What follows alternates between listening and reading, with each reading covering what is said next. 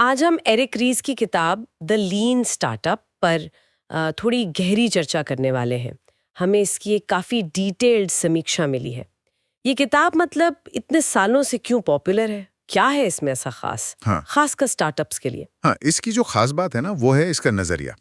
ये किताब कहती है कि देखो, स्टार्टअप का पहला काम कोई एकदम परफेक्ट चीज बनाना नहीं है, बल्कि जल्दी से जल्दी ये सीखना है कि आपका ग्राहक असल में चाहता क्या है। अच्छा, मतलब जितना जल्दी सीखो उतना बेहतर। हाँ बिल्कुल, जितना जल्दी सीखेंगे उतना ही कम वक्त और जाहिर है पैसा बर्बाद होगा। ये पूरी सोच ही लीन होने पर है, कम से कम रिसोर्स में ज्यादा से ज्यादा सीखना। हम्म। और इसी लर्निंग प्रोसेस को किताब ने एक साइकिल में फिट किया है जो काफी मशहूर है। बनाओ, मापो, सीखो। Build, measure, learn. सुनने में तो ये बड़ा सिंपल लगता है, पर ये जो ट्रेडिशनल बिजनेस करने का तरीका है उससे तो काफी अलग है ना? हाँ हाँ, बिल्कुल अलग है। ट्रेडिशनल मॉडल में तो आप पहले सब कुछ परफेक्ट बनाने की कोशिश करते हैं, महीनों लगाते हैं, फिर लॉन्च करते हैं। यहाँ पहला स्टेप बिल्ड कहता है, भाई मिनिमम वायबल प्रोडक्ट बनाओ, एमवीपी। एमवीपी मतलब प्रोडक्ट का सबसे बेसिक रूप। हाँ बिल्कुल, बस उतना जिससे आप ग्राहक के पास जा सको, उनका रिएक्शन देख सको, कुछ सीख सको। लक्ष्य साफ है, जल्दी लॉन्च करो, परफेक्शन बाद में देखेंगे।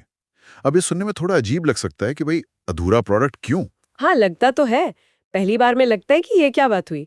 लेकिन शायद रीस का तर्क यही था कि सबसे बड़ा रिस्क प्रोडक्ट बनाने में नहीं है, बल्कि गलत प्रोडक्ट बनाने में है जो किसी को चाहिए ही नहीं।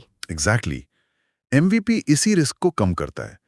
तो ठीक है, आपने वो बेसिक चीज बाजार में उतारी।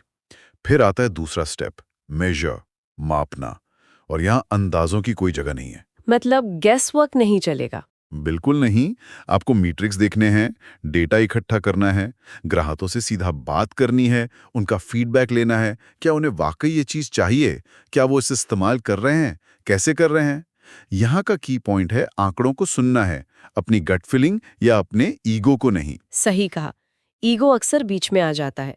और फिर इन आंकड़ों के आधार पर आता है तीसरा कदम, लर्न, सीखना और फिर फैसला लेना। हाँ, फैसला। अगर डेटा आपको दिखा रहा है कि भाई ये चीज काम नहीं कर रही, लोग इस्तेमाल नहीं कर रहे, तो हिम्मत करके दिशा बदलो। किताब इसे पिवट कहती है। पिवट यानी रास्ता बदलना। हाँ, एक रणनीतिक बदलाव। और अगर डेटा कह रहा है कि हाँ, आप सही रास्ते पर हैं, लोग इसे पसंद कर रहे हैं, तो उसी पर आगे बढ़ो। वो है परसिवियर। मकसद है जल्दी फैसला लो, ताकि बेवजह टाइम और पैसा ना जले। और ये पिवट करना मतलब हार मानना नहीं है। नहीं, बिल्कुल नहीं, ये तो स्मार्ट मूव है। आपने कुछ सीखा और उसके आधार पर रास्ता बदला। इसी से जुड़ा है एक और अहम कॉन्सेप्ट, वैलिडेटेड लर्निंग या सत्यापित सीख।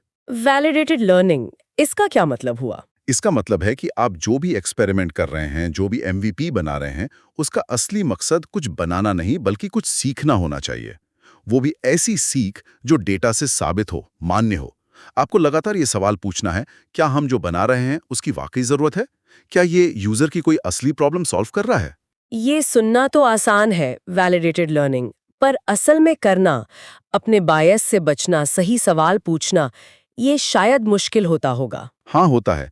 इसीलिए किताब कुछ और सिद्धांत भी देती है, जैसे ये कि उद्यमी कहीं भी हो सकते हैं, सिर्फ गैराज में नहीं। और ये कि उद्यमिता भी एक तरह का मैनेजमेंट है, जिसमें सिस्टम और अनुशासन चाहिए। ऐसा नहीं कि बस जुनून से काम चल जाएगा। और वो इनोवेशन अकाउंटिंग वाला पॉइंट भी था समीक्षा में। वो क्या है? हाँ, इनोवेशन अकाउंटिंग, ये भी बड़ा इंटरेस्टिंग है। ये ट्रेडिशनल अकाउंटिंग से हटकर है। ये सिर्फ ये नहीं देखता कि चलो कितने यूनिट बिके या रेवेन्यू कितना आया, वो तो बात की बात है। तो फिर ये क्या देखता है? ये देखता है कि क्या आपके शुरुआती प्रयास ग्राहक के व्यवहार में वो बदलाव ला रहे हैं जो आप देखना चाहते हैं। क्या वो साइन अप कर रहे हैं? क्या वो वापस आ रहे हैं? क्या वो प्रोडक्ट को उस तरह इस्तेमाल कर रहे हैं जैसा आपने सोचा था? ये हैं असली प्रोग्रेस के शुरुआती मीटर, न कि सिर्फ वैनिटी मैट्रिक्स। अच्छा, यानी सफलता का पैमाना ही बदल दिया। वॉल्यूम से हटकर असली एंगेजमेंट पे फोकस। और किताब में पिवट के भी कई अलग-अलग तरीके बताए गए हैं। जैसे आपने कहा था, रास्ता बदलना। हाँ, कई तरह के पिवट हो सकते हैं। जैसे हो सकता है आपका एक छोटा सा फीचर इतना पॉपुलर हो जाए कि आप उसी को अपना पूरा प्रोडक्ट बना दें। इसे जूम इन पिवट कहते हैं। या हो सकता है प्रोडक्ट वही रहे, पर आप ग्राहक का सेगमेंट बदल दें, कस्टमर सेगमेंट पिवट। ये सब इस बात पर निर्भर करता है कि आपने सीखा क्या है। ये फ्लेक्सिबिलिटी ही शायद इसकी असली ताकत है। बिल्कुल। और किताब का स्टाइल भी बड़ा प्रैक्टिकल है। थ्योरी कम, केस स्टडीज और असली स्टार्टअप्स के उदाहरण ज्यादा। भाषा थोड़ी टेक्निकल हो सकती है कहीं-कहीं, पर सीधी और एक्शन लेने लायक है। हाँ, हालांकि कुछ लोग इसे थोड़ा रिपीटेटिव भी मानते हैं, जैसा समीक्षा में भी कहा गया। शायद मुख्य बातें बार-बार आती हैं, और जो लोग ज्यादा पारंपरिक तरीके से बिजनेस करते आए हैं, उन्हें शायद ये लगातार बदलने वाला, एक्सपेरिमेंट करने वाला मॉडल शुरू में थोड़ा अ, अनिश्चित सा लगे। हाँ, ये मुमकिन है। उन्हें लग सकता है कि इसमें कोई पक्की दिशा नहीं है, पर ये मॉडल है ही उन लोगों के लिए जो अनिश्चितता में काम करने को तैयार हैं, जो प्रयोग करने से डरते नहीं हैं, जिस बात को मानते हैं कि जल्दी फेल होना और उससे सीखना वो देर से और बुरी तरह फेल होने से कहीं बेहतर है। फेल फास्ट लर्न फास्टर वाला फंडा।